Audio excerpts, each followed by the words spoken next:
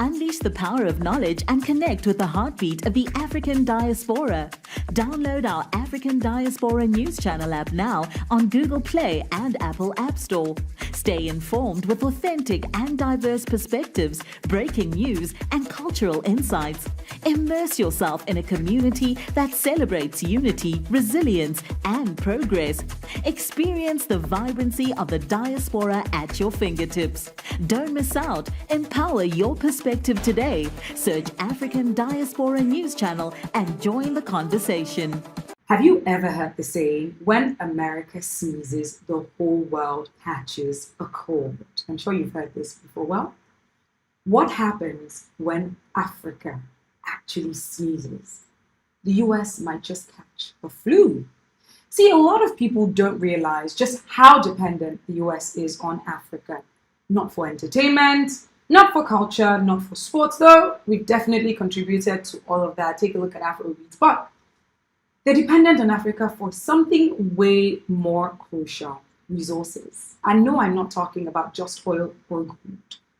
I'm talking about minerals. You probably don't think about this all the time, but minerals literally run the world. Cobalt, lithium, graphite, and a bunch of others that are in your phone, your laptop, your electric vehicles, even in the weapons that the US military uses. My name is Ify Igwe, reporting from Nigeria, and this is the African Diaspora News Channel. Welcome. Now, here's the kicker. The US doesn't really mine most of these minerals. It imports them. And guess who dominates the global supply chain for these critical resources? China. In Donald Trump's voice. Yeah, China has been in Africa for decades, investing, building infrastructure, securing deals, and making sure that they have control over these resources. I'm not sure how to feel about that. And while the US is just waking up to this reality, China has already set up shop in Africa. So why does this matter? Well, let's put it this way. Imagine you own a business, but every single product you sell comes from your biggest competitor. That's where the US is right now.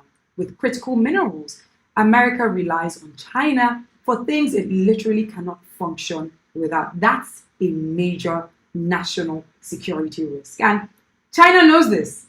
That's why they can impose export bans on minerals like graphite, making the US scramble for alternatives. So now, America is looking at Africa. They're thinking, wait a minute, we need to secure our own supply chains. China has dominated the supply chain.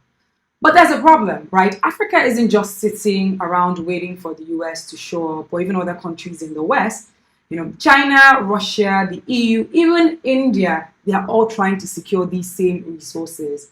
And history has shown us that when powerful nations start scrambling for African resources, it can create conflict. Just take a look at Mozambique. You know, rich in resources, but struggling with violence, partly fueled by how these resources are being handled.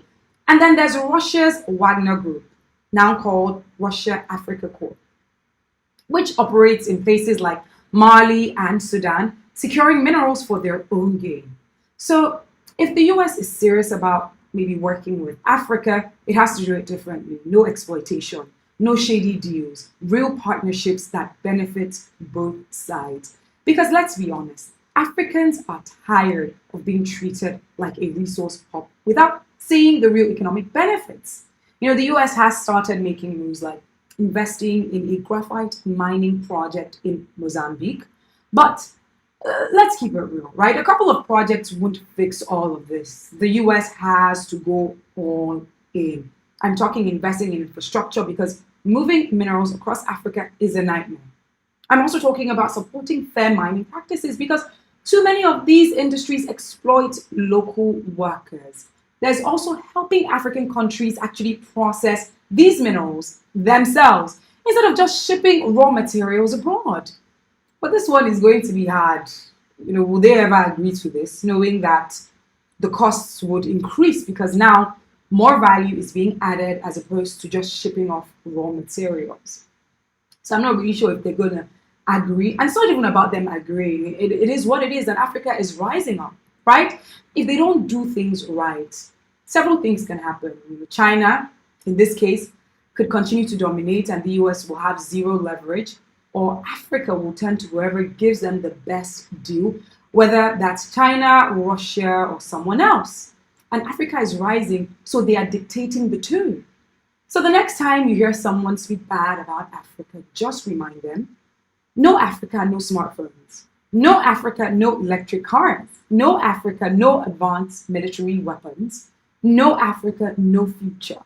The US government needs Africa way more than it's willing to admit. And if they don't wake up fast, they will be left behind. And look at what's going on with Trump, South Africa, and these other African countries. US has to, play it smart because Africa is not letting go and is not holding back. Like I mentioned, Africa is dictating the tune, and that's the energy that has been lacking in Africa for several years. And I'm glad that we finally got into this point where we're wielding our power. But what are your thoughts about this? Drop it in the comment section. If you found this video helpful, don't forget to like, share, and subscribe to this YouTube channel. You could check out my YouTube channel, Ify Igwe. That's Ify Igwe. Thank you so much.